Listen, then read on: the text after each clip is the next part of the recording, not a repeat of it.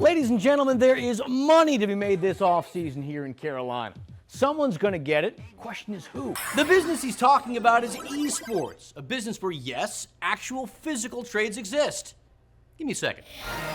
St. John is currently a star player for the Hornets Venom GT, operating under the gamer tag Big Saint. There's actually plenty at stake, not for guys like Bryce, but for guys on the bubble. These guys are trying to make the roster, and tonight is it. The question here is, should the Hornets trade LaMelo Ball? They're going to say no. Joey, he's going to say yes. I'm going to be the judge. That's why I have the hammer here. They just had the dryers on the track. I'm not hearing any noise. I'm hearing music. So that's a good sign, as there are still a lot of fans here. You're a guy that has done everything in this sport. Why does a third-place finish bring tears to your eyes? I never dreamed of being a car owner. We got him spot shadowed, falls down trying to get around the pick. Rather than complain, that's what we'd all do.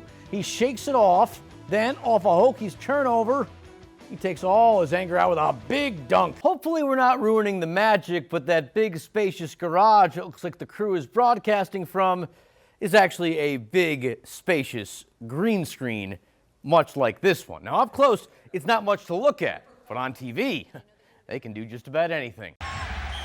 There was a time when chaos was the norm for defenses all across the NFL. Everybody, all 11, looking the sideline and getting the calls. Communication breakdowns were the norm, and offenses ran wild. Pass wide open. That is, until the league decided to level the playing field. When we got the green dot in 2008, it just made so many of those things simpler, because not only can you communicate a defensive call, but I can give the green dot the heads up. The green dot that Panthers defensive coordinator Ejiro Evero is talking about is the logo found on the helmet of one of his players. Typically, it's the middle linebacker that wears it. They're in the middle of the defense. And that's why they've got the radio in their helmet, allowing crucial information to be streamlined from the sideline. Starts off with the calls, obviously, and I mean that could be the front, the coverage, any alerts, checks we have, and then he might say like, hey, tell so-and-so this and tell so-and-so that. He's usually pretty good about not having too many things. Inside the headset, the player hears this. The sound is pretty clear, but when you have tens of thousands of screaming fans, it can get a little challenging. Sometimes it is hard to hear, so you see the guys cover up their ears or whatever to hear it. Communication is a one-way street, meaning coaches can talk to the player, but not the other way around. I don't want to hear what they have to say. That's because there's quite a bit of hurry-up involved. Instructions start once the play clock begins. Once it reaches 15 seconds, it just goes up beep, beep, beep, and then it's off. From there, it's the responsibility of the person with the green dot to pass along the information to the other players on the field. If you don't get the call to the guys, the offense ain't waiting for you to get the call. As you can imagine, it can get pretty stressful. Quick pass, they get that and then some. Then again, for a couple of years there, when the offense had and the defense didn't, there was a big, in my opinion, competitive advantage for them. It is better than the alternative.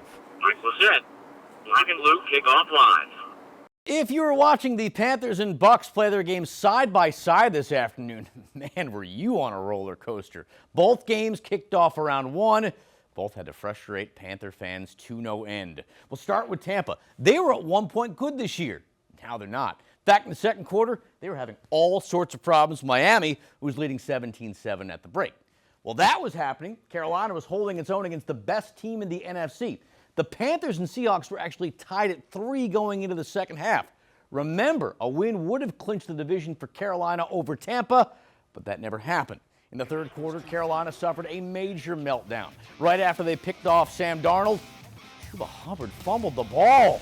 It would lead to a touchdown. Seahawks led 10-3.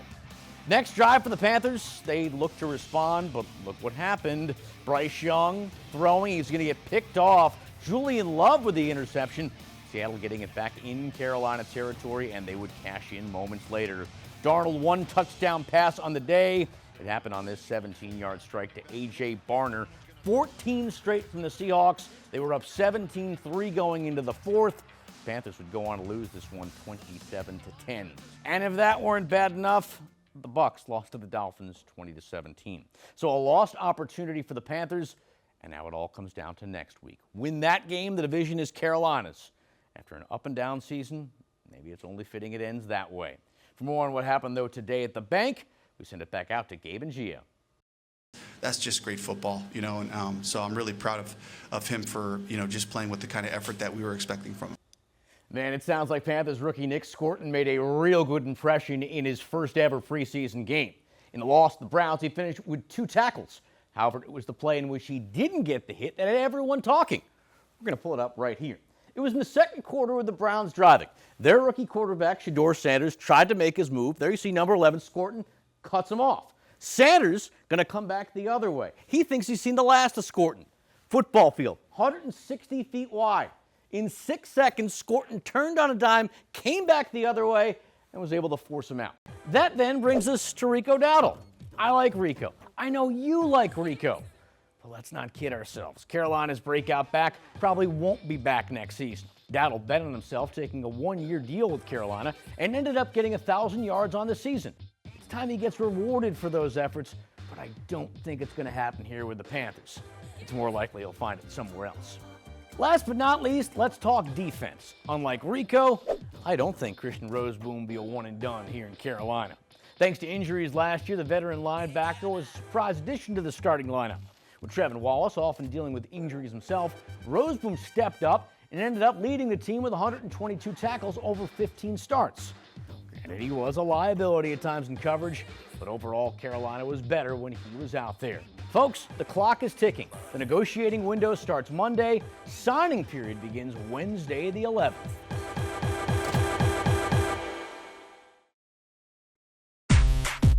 It's not as if he has a secret identity, but it does feel like Michael Malloy is living 2 distinct lives. I'm gonna tell you the story, and it's like, even I don't really believe it. Like, I feel like I'm living somebody else's life. That's putting it mildly. Back home in Minnesota, he's a self-proclaimed tech nerd. However, once he enters Charlotte city limits, this 51-year-old becomes bigger than Elvis. And there was a couple with Panthers jerseys on sitting kitty corner, and they were like, sorry, I don't want to burst your bubble, but are you the guy? Have you ever had $150,000 in your hand? It was him, all right. The seemingly overnight Queen City phenomenon known as Carolina Mike. Here's exactly what I would do. It's sitting at 3 million views right now. His hit song, If I Had $150,000, was actually first released in 2023, and it was not about football. What? I don't even really wear a watch. To very little fanfare, to zero fanfare. But there was something about the beat that kept this karaoke wizard coming back for more. And so one night last summer, he decided to create a new music video and post it to TikTok.